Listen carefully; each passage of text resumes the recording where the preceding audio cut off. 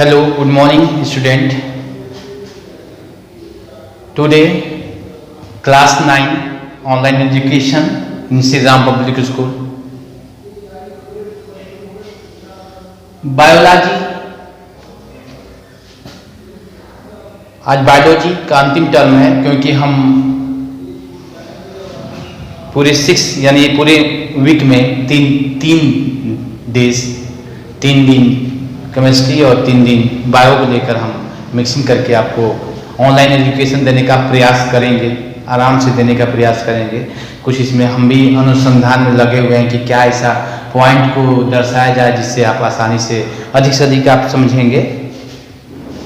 तो cell biology की बात चल रही थी, अभी आप लोगों ने सेल बायोलॉजी के बारे में आपने देखा कि सेल ही जीवन को तैयार करता है, सेल से ही जीवन बना हुआ है। यानी आने वाले समय में एक सेल का जीव बहुत सारे सेल के जीवों का उत्पत्ति हुई है, यह आपको जानकारी हो गई है। अब एक सेल के अंदर क्या क्या भाग है, क्या क्या चीज़ें हैं, उसके बारे में आपको भी कल एक क्लासिफाई किया गया था। सेल का एक क्लासिफाई किया गया था, फ्रेमवर्क बनाया गया था, जिसमें सेल का 3 भाग आपको दर्शाया गया था, जिसमें सेल मेम्ब्रेन और सेल वॉल लिया गया था, बाउंड्री की बात किया गया। दूसरी बात की गई कि उसके अंदर का जो साइटोप्लाज्म है यानी प्रोटोप्लाज्म होता है, जिसमें साइटोप्लाज्म और सेल इंक्लूजन्स, साइटोप्लाज्म के साथ सेल ऑर्गेनेल्स, साइटोप्लाज्म के अंदर ही सेल ऑर्गेनेल्स होते हैं।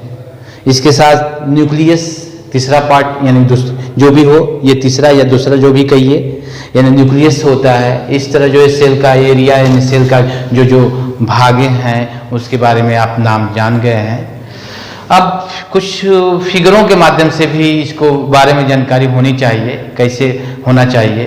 तो सबसे पहली बात किया जाए कि एक प्लांट सेल और एनिमल सेल, यानी प्लांट सेल और एनिमल सेल दोनों को देखने का प्रयास किया जाए। प्लांट सेल के अंदर क्या अंतर है एनिमल सेल को देखते हुए, तो वो उसके अंतर डिफरेंस भी जाननी है और साथ ही दोनों के बारे में अच्छी तरह से उसके फिगर भी जानना जरूरी है।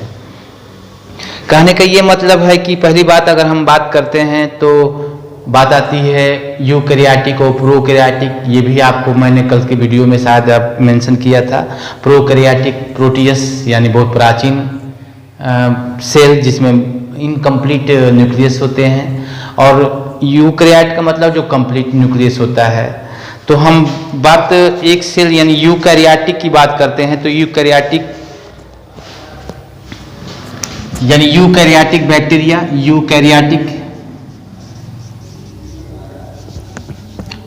प्रोकैरियोटिक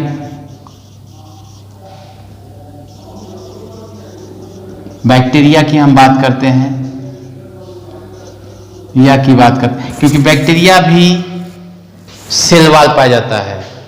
सबसे बड़ी बात है बैक्टीरिया के अंदर भी सेल वॉल पाई जाती है, यानी उसके चारों तरफ एक मान लीजिए इस तरह चारों तरफ ये बैक्टीरिया है, समझो कि ये bacteria, cell wall, cell membrane, सारी चीजें होंगे, सेल वॉल, सेल मेम्ब्रेन, इस तरह ये आकृति के होंगे। इसके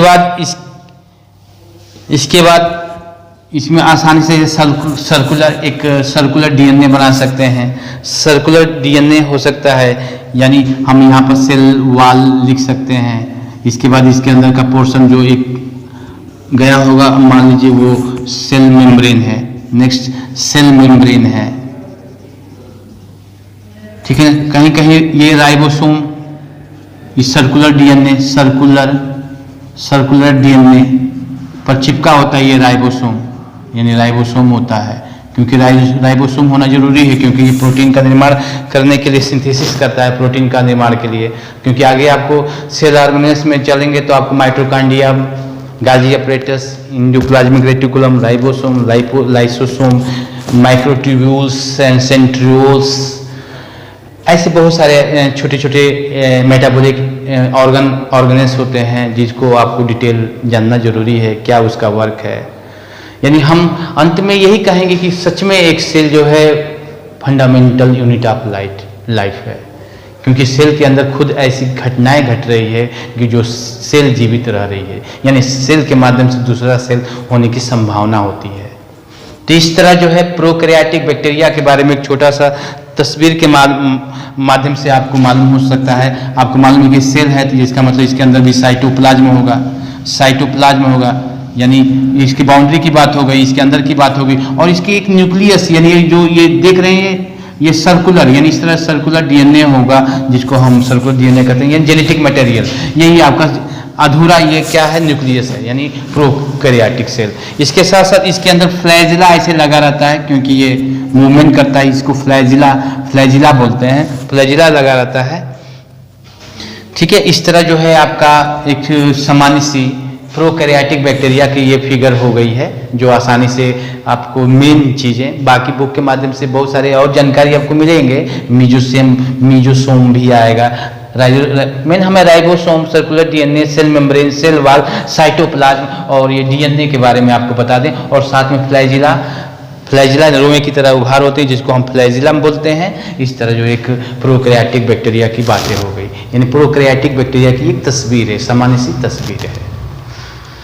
तो इस तरह हो गया प्रोकैरियोटिक बैक्टीरिया के बारे में बात हो गई। अब हम आगे बात करेंगे आपको प्लांट सेल और एनिमल सेल। प्लांट सेल और एनिमल सेल के बारे में हम आपको कुछ स्क्रैच खींचकर बताने का प्रयास मैं कर रहा हूं। मान लो ये दो पार्ट कर दिया गया, पहला पार्ट प्लांट सेल मैंने बना रहा हूँ, प्लांट सेल, और दूसरा मैं बना रहा हूँ एनिमल सेल। तो सबसे पहले बात है कि पहला ही उसके बाउंड्री लाइन में अंतर होती है, यानी सबसे पहले हम इसको बनाने के लिए हम कुछ तरीकाएं आपको देना चाहते हैं कि ऐसे बनाएंगे आप, क्योंकि फिगर एक्चुअली बनाने के प्रयास क्या करेंगे, हो तो कोई फिगरों को तो बना नहीं पाएंगे, लेकिन हम इसका स्क्रैच जरूर खींच सकते हैं, उसके जैसा तो नहीं लेकिन उनकी तरह हो सकता है। तो ये आदत डालनी चाहिए, किसी चीज़ का हाथ से खींचना बनना, ये आदत जैसे आपकी पड़ेगी वैसे आप कभी भी खींच सकते हो। यानी कहने का मतलब ये प्लांट सेल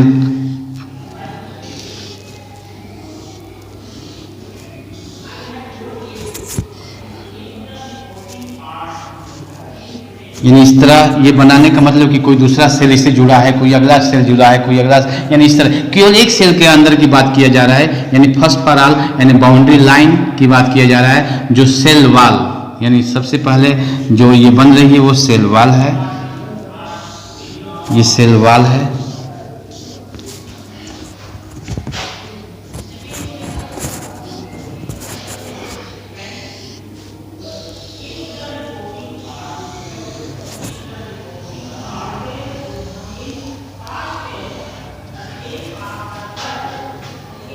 इस तरह ये प्लांट का सेल वॉल है, यानी बाहर का अगर हम बात करें तो सेल वॉल हम बोल सकते हैं। अंदर की तरफ ही आपको मिलेगा सेल मेम्ब्रेन मिलेगा, सेल मेम्ब्रेन हम बात कर लिए, दो चीज़ों की हम बात कर लिए। यहाँ पर एक अंतर के साथ हम क्या करेंगे, आप एक सिंगल यानी मेम्ब्रेन की तरह आप जो है एक बना लेंगे, यानी केवल यहाँ सेल मेम्ब्रेन है, यानी पहला अंतर हो गया। वॉल, सेल वॉल एब्सेंट है प्लांट एनिमल सेल के अंदर।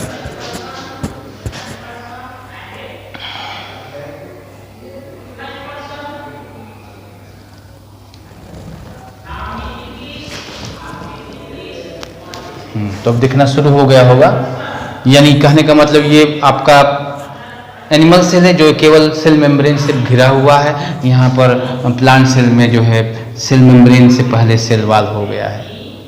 इसके बाद हम अगला फिगर की बात करेंगे, तो इसके सेंटर में हम बना लें न्यूक्लियस है, कंप्लीट न्यूक्लियस।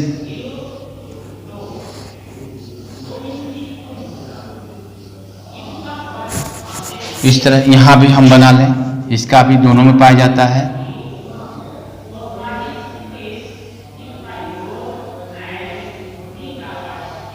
इस तरह ये न्यूक्लियस बन गई, और इसमें जो है आप जो है ऐसे धागे की जैसे उलझा होता है ये धागे की तरह, और एक न्यूक्लियोलस केंद्रिका या हिंदी में बोलते हैं न्यूक्लियोलस, वैसे एक न्यूक्लियोलस, और ये भी धागे की तरह, जिसको हम क्रोमोसोम बोलेंगे। यानी हम एक साथ यहाँ न्यूक्लियस के नाम देंगे, न्यूक्लियस के नाम देंगे, दोनों का नाम सेम है, न्यूक्लियस होगा ये, जो जेनेटिक मटेरियल है जिसमें डीएनए, आरएनए, क्रोमोसोम की बातें होंगी आगे चलकर। फिगर के पहले बात होंगी, फिगर में किन किन जगह पर क्या क्या होती है, वो बात आपसे कर रहे हैं हम। इसके बाद सेल के अंदर बड़े बड़े साइज में वैक्यूल्स होते हैं। वैक्यूल माने रिक्तिका, यानी उसके अंदर कुछ भरा नहीं है, खाली स्थान है। यानी प्लांट के अंदर इसकी साइज बड़ी होती है, किसकी अपेक्षा? आपके एनिमल के अपेक्षा। एनिमल में बहुत छोटे छोटे साइज के होते हैं आपके वैक्यूल्स, जो खाली रिक्तिका कहते हैं, खाली स्थान है। इसके अंदर बहुत सारे गैस, कुछ विशेष स्मेल टाइप की चीजें भरे रहते हैं। और साथ में ये टोनोप्लास्ट है। सबसे बड़ी बात, इसका रोल क्या है? टोनोप्लास्ट अर्थात इस सेल में कभी पानी की मात्रा अगर अधिक हो जा रहा है तो ये पानी अपनी तरफ खींच ले रहा है, अपने अंदर की तरफ खींच रहा है। ये प्रेशर अगर बाहर पड़ रही है तो अचानक प्रेशर की वजह से पानी जो है अंदर चला, और बाय द वे अंदर का प्रेशर कम हो गया पानी का, इसमें का जो पानी है वो तुरंत बाहर हो जाएगा। इस तरह ये टोनोप्लास्ट है, इसका बहुत बड़ा योगदान है प्लांट सेल में, क्योंकि साइज इसकी बड़ी होने की वजह से। यहाँ पर सेल छोटे छोटे होते हैं, यानी वो आपके वैक्यूल्स भी कहा गया है। इस तरह जो है अगला जो है वैक्यूल्स के बारे में बात हो रही है। इसके बाद प्लांट के अंदर अगला जो अंतर है वो है आपका, इस तरह बन जाए प्लास्टिड, जिसको कहेंगे प्लास्टिड। दो जगह आप बना सकते हैं, प्लास्टिड है ये। प्लास्टिड सिर्फ प्लांट में पाया जाता है, प्लास्टिड, जिसमें आप भोजन बनाने का काम करता है। प्लांट अपना भोजन बनाता है, यानी फोटोसिंथेसिस। यहाँ आपको मालूम होना चाहिए, जिसमें क्लोरोफिल पाया जाता है, क्लोरोफिल पाया जाता है।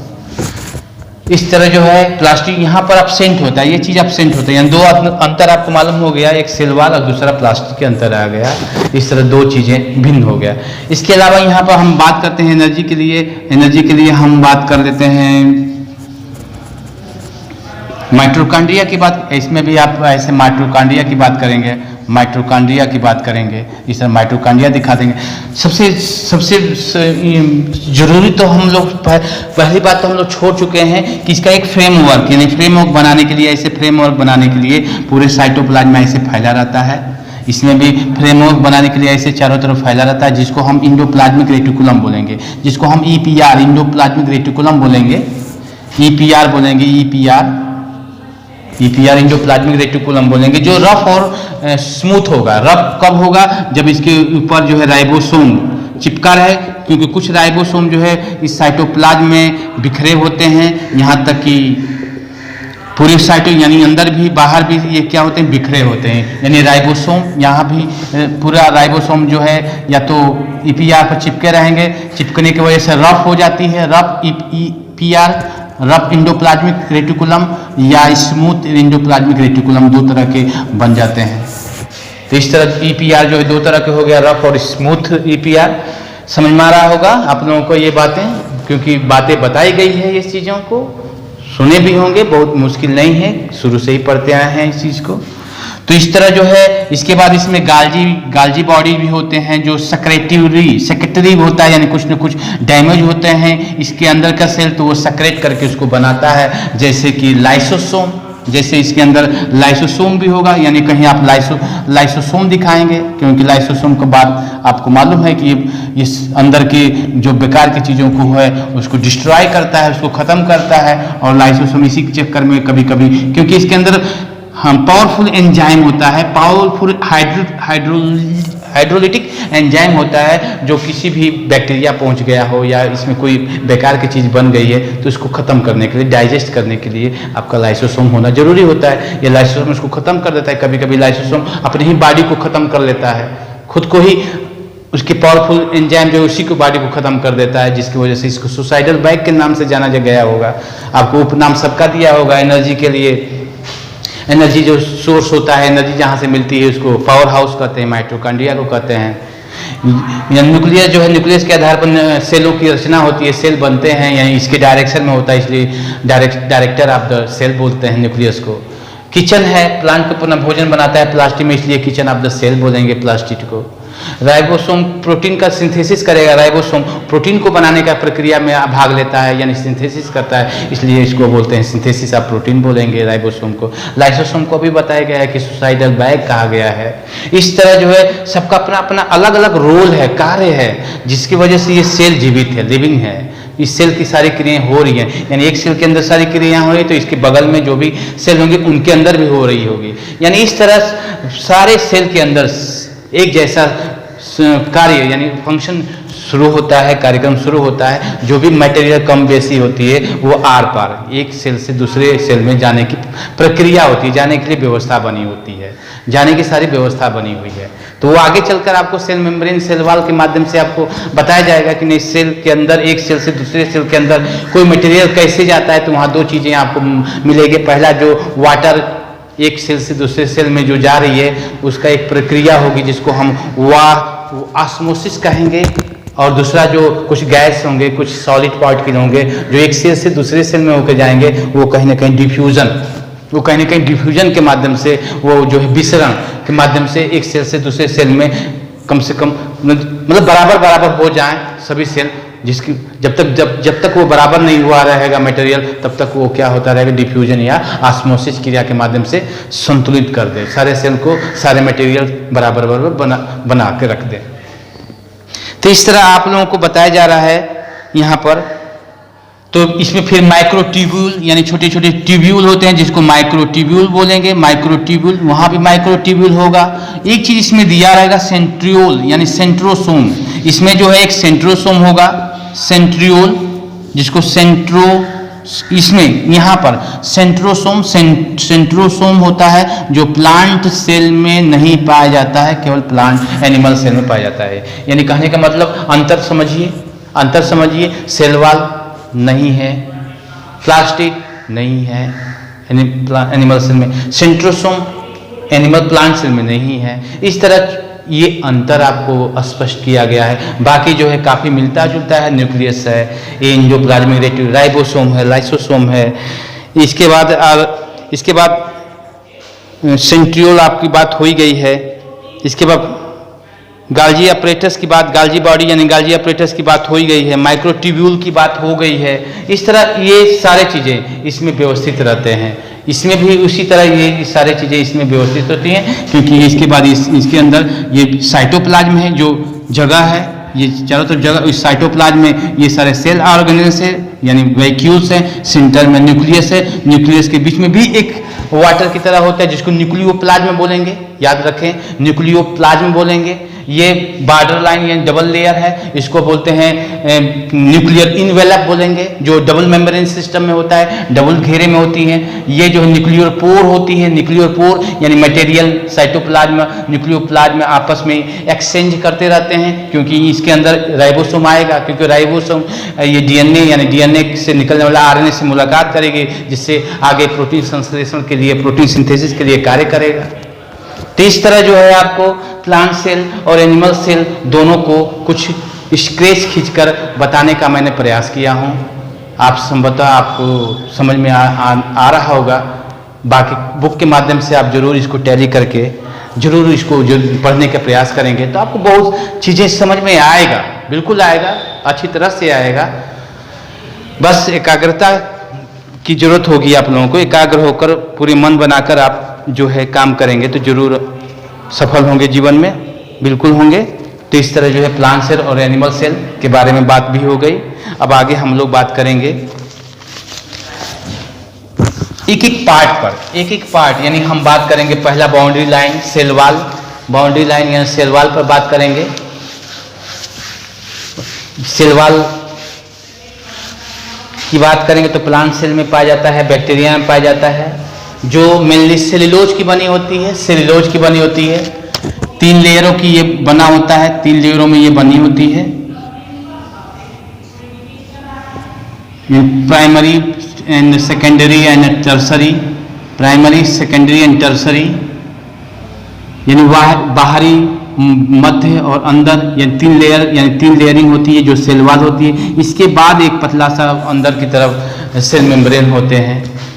प्रोटेक्टिव यानी प्रोटेक्ट करता है सेल को, ये सेल वाल जो है प्रोटेक्ट रक्षा करती है, तब जाके सेल मेम्ब्रेन पर जाते हैं। सेल मेम्ब्रेन के माध्यम से, सेल मेम्ब्रेन की अगर हम बात करते हैं तो सेल मेम्ब्रेन काफ़ी स्पेशल टाइप के मेम्ब्रेन होते हैं। सबसे पहले इलास्टिसिटी होता है, लचीलापन होती है। दूसरी रीजनरेशन पावर होती है, यानी टूट जाने पर भी वो नया सेल मेम्ब्रेन या प्लाज्मा मेम्ब्रेन बना लेती है। ये अर्ध पारेगम्य झिल्ली है, यानी अर्ध पारेगम्य जरूरत की चीज़ों को जरूर पास करता है, जरूरत पड़ने पर, नहीं जरूरत पड़ेगा तो उसको पार नहीं करने देगा। एलाटमेंट नहीं करेगा, यानी सेलेक्ट नहीं करेगा, इसलिए सेलेक्टिव परमेएबल मेम्ब्रेन भी कहा गया है। तो इस सेल से दूसरे सेल, यानी एक सेल से दूसरे सेल में जाने के लिए एक सेल मेम्ब्रेन से होकर कोई चीज़ आए, यानी सेल मेम्ब्रेन में जाने के लिए सेल मेम्ब्रेन की खास कोई स्ट्रक्चर होगा। अगर सेल मेम्ब्रेन की स्ट्रक्चर की अगर बात करें तो उसमें प्रोटीन और lipid, lipid is a fat से बना हुआ विशेष चीज़ें होते हैं जिसको हम लिपिड कहेंगे। लिपिड और कार्बोहाइड्रेट एंड प्रोटीन से मिलकर ये झिल्ली बना हुआ है। काफ़ी माइक्रोस्कोपिक होता है, इसको माइक्रोस्कोप से ही इसके बारे में हम जानकारी कर सकते हैं, ले सकते हैं। तो कहने का मतलब ये है कि शेष जो भी आगे सेल के बारे में जो बताया जाएगा वो प्रत्येक भागों के बारे में डिटेल में आपको बताया जाएगी, जिसमें सेल वाल के साथ सेल मेम्ब्रेन, और सेल मेम्ब्रेन के बाद फिर हम सेल ऑर्गेनेल्स पर जाएंगे। सबको कुछ न कुछ उसके वर्क और फंक्शन के बारे में बताएंगे। बाकी शेष आप भी अपने से काफ़ी मेहनत करें, एनसीईआरटी बुक को पढ़ें। एनसीईआरटी बुक को पढ़ेंगे तो बहुत सारे चीज़ें आपको मिलेंगे, बहुत सारे हल मिलेंगे। पढ़ेंगे तो बुक पढ़ो, आपको जरूर कुछ न कुछ आपको प्राप्त होगा, जानकारी होगी। आज के लिए बस इतना सा। प्लांट सेल और एनिमल सेल की तस्वीर बनाते हुए अंतर आपने देखा, सुना। बस आज के लिए बस इतना सा। Thank you.